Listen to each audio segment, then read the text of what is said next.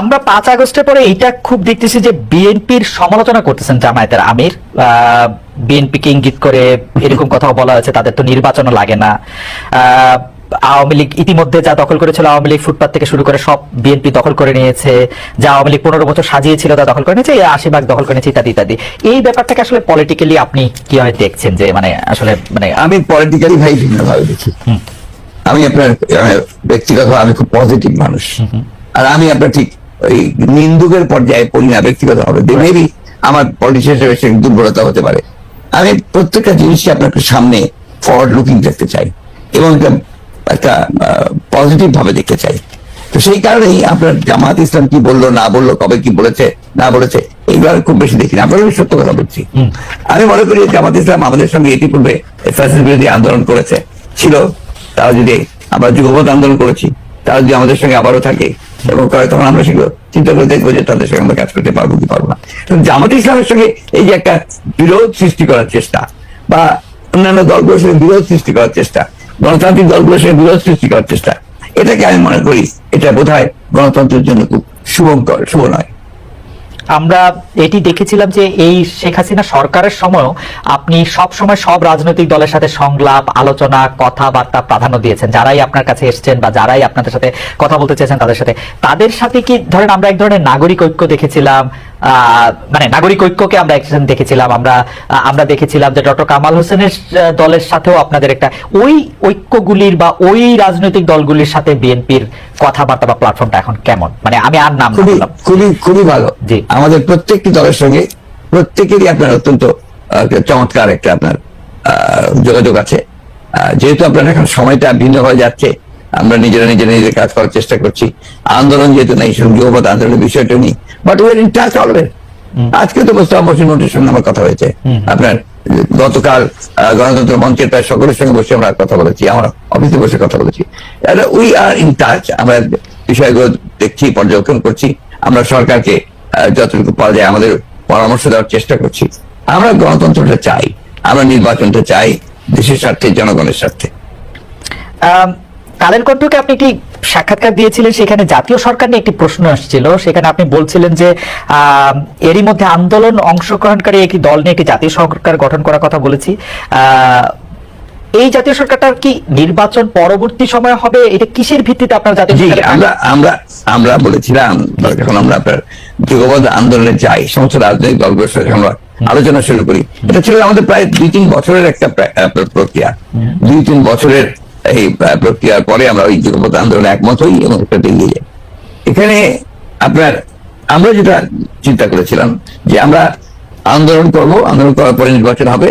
সেই নির্বাচনে আন্দোলনকারী দলগুলো যারা পার্লামেন্টে আসবে অথবা আসবে না, তাদেরকে সঙ্গে নিয়ে একটা আপনার জাতীয় সরকার গঠন করা। এই জন্য আমরা যে 31 দফা দিয়েছি, এই 31 দফাকে বাস্তবায়ন করার ব্যাপারটা আমাদের একার পক্ষে খুব ডিফিকাল্ট হবে। সমস্ত দলগুলোকে সম্পৃক্ত করে আমি মনে করি যে আপনার এই ক্রাইসিস পিরিয়ডে, যখন একটা চ্যালেঞ্জিং পিরিয়ড আসে, তখন বেস্ট হচ্ছে যে গোটা জাতিকে ঐক্যবদ্ধ করা। আমাদের বক্তব্য মূল বিষয়টাই ছিল জাতীয় ঐক্য। সেই জাতীয় ঐক্য আমরা সৃষ্টি করতে পেরেছিলাম বলেই কিন্তু হাসিনাকে এত দ্রুত চলে যেতে হয়েছে। অন্য একটা প্রসঙ্গ, এই প্রসঙ্গে আসলে আপনাকে বারবার এই প্রশ্নে উত্তর দিতে হয়েছে যে অন্তর্বর্তী সরকারে কি কোনো স্থানীয় সরকারের নির্বাচন করা উচিত? এটা আমার ব্যক্তিগত মত, আমি বলছি আমার দলের এখন এ ব্যাপারে কোনো সিদ্ধান্ত হয়নি। তবে স্থানীয় অন্তর্বর্তী সরকারের প্রথম প্রায়োরিটি হওয়া উচিত জাতীয় সংসদ নির্বাচন। অন্তর্বর্তী সরকারের প্রথম প্রায়োরিটি জাতীয় সরকার। মানে অনেক ক্ষেত্রে বলা হচ্ছে যে নির্বাচিত প্রতিনিধি না থাকার কারণে অনেক সমস্যা হচ্ছে, তৃণমূলে অনেক ঝামেলা হচ্ছে। সেটি এর সবচেয়ে বড় সমস্যা তো হচ্ছে পার্লামেন্ট নেই। আচ্ছা, পার্লামেন্ট না থাকলে যে সমস্যা হয় সেটা সবার আগে, এবং জাতীয় পলিটিক্যাল ক্রাইসিস যেটা হচ্ছে দেশে, ইকোনমিক ক্রাইসিস, তার সবকিছুর মূলেই হচ্ছে আপনার দেয়ার ইজ নো পার্লামেন্ট।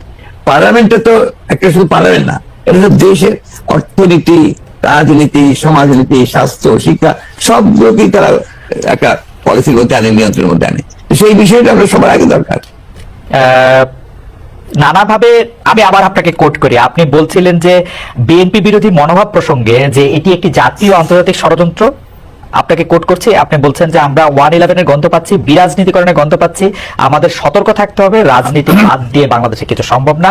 আপনার সেই শঙ্কা কি বাড়ছে না? কারণ এই সাক্ষাৎকারটি আপনি আসলে 2 অক্টোবর দিয়েছিলেন, 3 অক্টোবর প্রকাশ হয়েছিল এটি।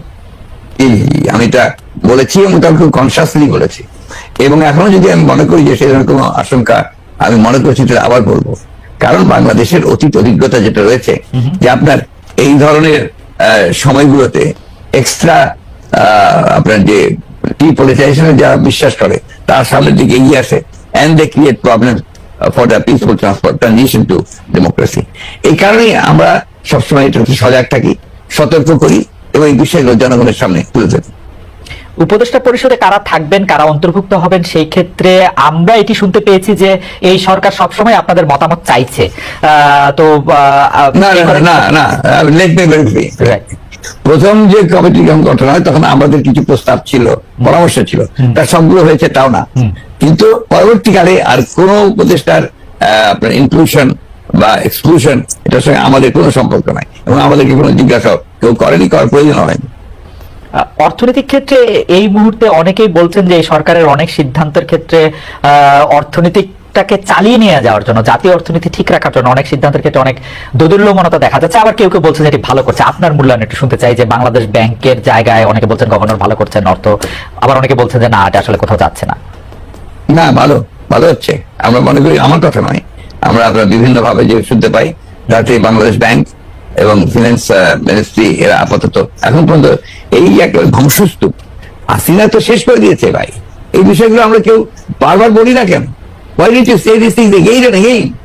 She has destroyed the entire political structure and the economic structure, এবং লুট করে শেষ করে নিয়ে গেছে।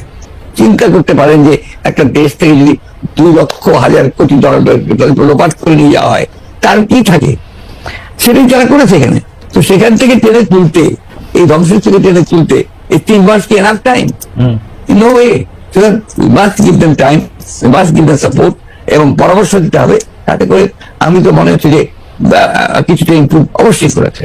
শেখ হাসিনা যে বাংলাদেশের অনেকগুলি গুরুত্বপূর্ণ প্রতিষ্ঠান, বা বলতে গেলে প্রায় সবগুলি গুরুত্বপূর্ণ প্রতিষ্ঠানকে ধ্বংস করেছেন এবং প্রতিষ্ঠান ধ্বংস করে নিজে বড় হতে চেয়েছেন, সেটি নিয়ে আমার অন্তত পক্ষে কোনো দ্বিধা বা মানে আমার কোনো দ্বিমত নাই। আপনার এই বক্তব্যের সাথে একমত, এটি আমি বারবার বলতেও চাই। এইটি বলতে আমি তখনও বলতে আমি কখনো দ্বিধা করি না, এখন আমি বলতে দ্বিধা করি না। কিন্তু প্রশ্ন হচ্ছে যে মানে প্রতিষ্ঠান ধ্বংস করার ক্ষেত্রে আমি যেগুলি প্রতিষ্ঠান বলি, আমি আরো পরিষ্কার করে বলতে চাই যে বিচার বিভাগ, প্রশাসন, শাসন, সংসদ, প্রেস, মানে যেগুলি ক্ষেত্রে আসলে রাষ্ট্র দাঁড়িয়ে থাকে স্তম্ভ বলে, মানে ওই প্রত্যেকটি প্রতিষ্ঠানে, নির্বাচন কমিশন, এগুলি ধ্বংস এই আগের সরকারের আমলে সম্পূর্ণভাবে মানে ধ্বংসাত্মক হয়েছে, যে মানে বাংলাদেশ ব্যাংক। কিন্তু আমার প্রশ্ন হচ্ছে যে 2,00,000 কোটি টাকার কথাটা আপনি শুধু বলছেন না, অনেক অর্থনীতিবিদ বলছেন, আমাদেরকে সেই ধ্বংসস্তূপ থেকে হয়তো আমরা রেহাই পাবো না, কিন্তু আমরা কি কংক্রিট এভিডেন্স পাচ্ছি সে আসলে 2,00,000 কোটি টাকা কোথায় গেল, কে নিয়ে গেল, কার কাছে গেল? না, নিশ্চয়ই ওই তো কাজ তো করছেন এখন, এত দ্রুততা হবে না আপনার। অলরেডি দেবপ্রিয় ভট্টাচার্যের যে একটা কমিটি করা হয়েছে, তারা কাজ করছেন এর উপরে, ইনভেস্টিগেশন হচ্ছে, কিছু কিছু বেরিয়েও আসছে, কে কোথায় গেছে, কোন দিন গেছে, একটু তার একটা সময় লাগবে তো পুরো জিনিসটা করতে। But things are coming out, আপনাদের মিডিয়াই আপনাদের দেখাচ্ছেন, এগুলো মিডিয়াই আপনাদের করে।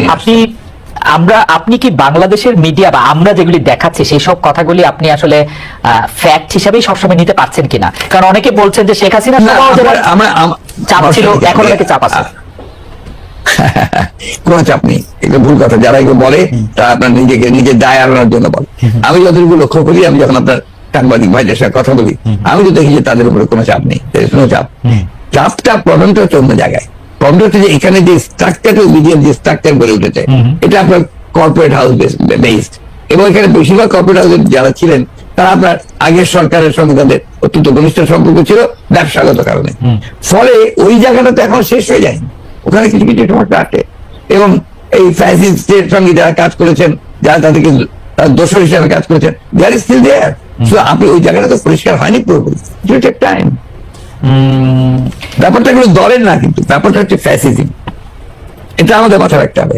ব্যাপারটা হচ্ছে অ্যান্টি ডেমোক্রেসি, এই বিষয়গুলো মনে রাখতে হবে। এখন বলছে আমার anti the rights of the people, anti the voting rights of the people, human rights এর বিরুদ্ধে।